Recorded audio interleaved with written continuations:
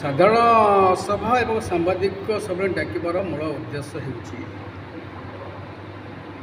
होड़िशा पूर्त विभाग 35 ରୁ 40 वर्ष धरी ता 12/4/93 पूर्व कार्य करी वर्तमान किए वर्कर्स किए रेगुलर है चाकरी अवसर नहीं सारी 24 वर्षर सरकार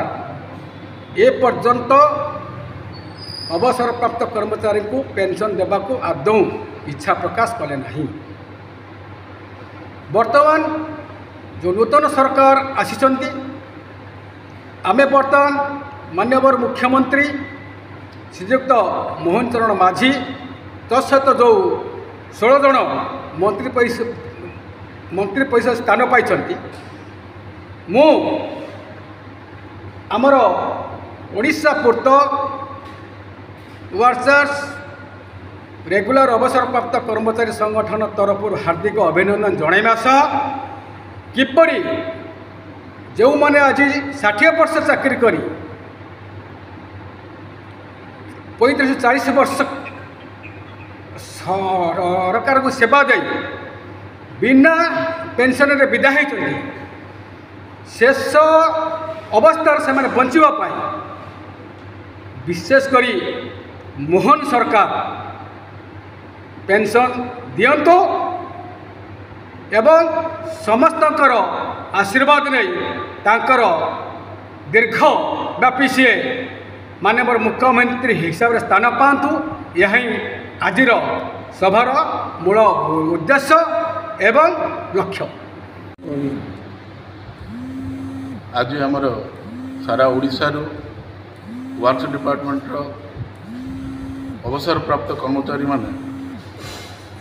200 रु अधिक लोक कर्मचारी जमा होते एवं तांकर दुख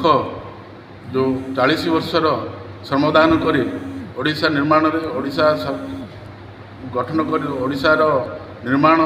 करिवारे साहाय्य करचंदी एवं से माने अहरह रात्र दिन परिश्रम करी स्वल्प दरमारे डीएलआर हिसाब से काम कले तापर परवर्ती स्टेज रिटायर्ड बयस रेगुलर हेले किंतु अवसर प्राप्त पर जो रिटायरमेंट बेनिफिट पाइबा कथा ता आज पर्यंत कौन सी परिवार को कौन सी बेनिफिट दिगलानी से मनोभेद क्षोभ रखी आज ओडिशार प्रति जिल्लार प्रति डिविजन पिला आसी पहुँची कर्मचारी मैंने पहुँची तांकर दुख अति माने सह्य करी होनी जो प्रकार परिवार भीतर अच्छा बुढ़ा बुढ़ी बयस वयस्क 60 वर्ष पर जो रोग जंत्रणा मेडिसिन टी पैसा ना खावाई पैसा ना से माने कौन सी सरकार योजना ना गरीब कुड़िया टी मिलूँ ना मेडिसिन बोले के विजु के योजना कर मेडिसिन मेडिकल ट्रिटमेंट बोले सुविधा सुजोग दौरान कौन सी प्रकार सुविधा एम ना ना सरकारी कर्मचारी हिसाब से गले ना कि इंदिरा आवास के ना प्रधानमंत्री आवास के कौन से साहाय्य पाइबार वंचित होती एणु ये मोहन सरकार को आम नवेदन करुचे समस्त को केमती पेंशन कंड मिनिमम पेंशन दि जाओ एवं ये परिवार माने आपण कृतकृत रे एवं आपण सम्मान दे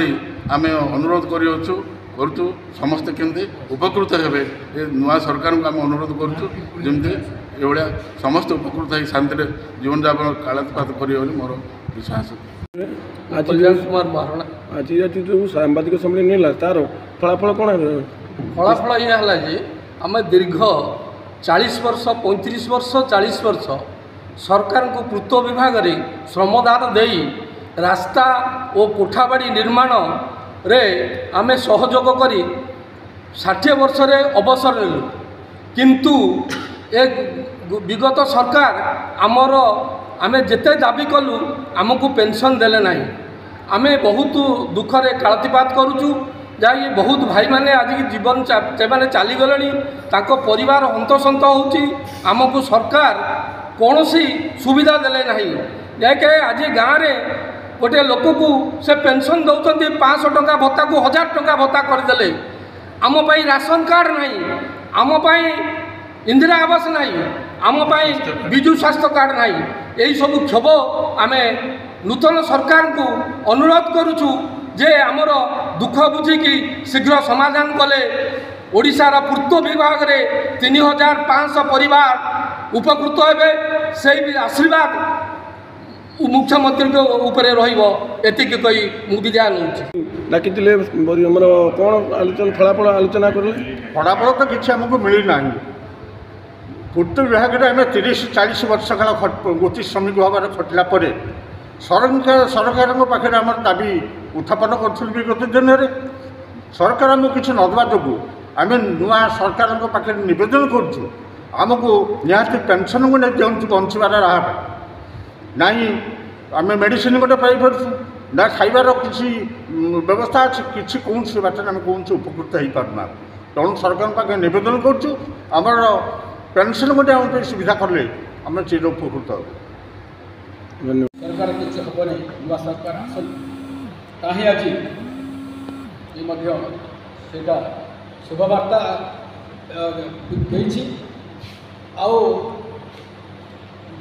सरकार तो आज असन काली रही काली विपन्न रही किंतु गरीब कर्मचारी मैंने जो अवसर प्राप्त भाव में आज घरे मैंने रही पेट को मुठे दाना पाऊँ सरकार 35-40% चाकरी देकी सेवा दे किंतु ये सरकार हृदय सह विचार करियो बोली आमर आशा और विश्वास।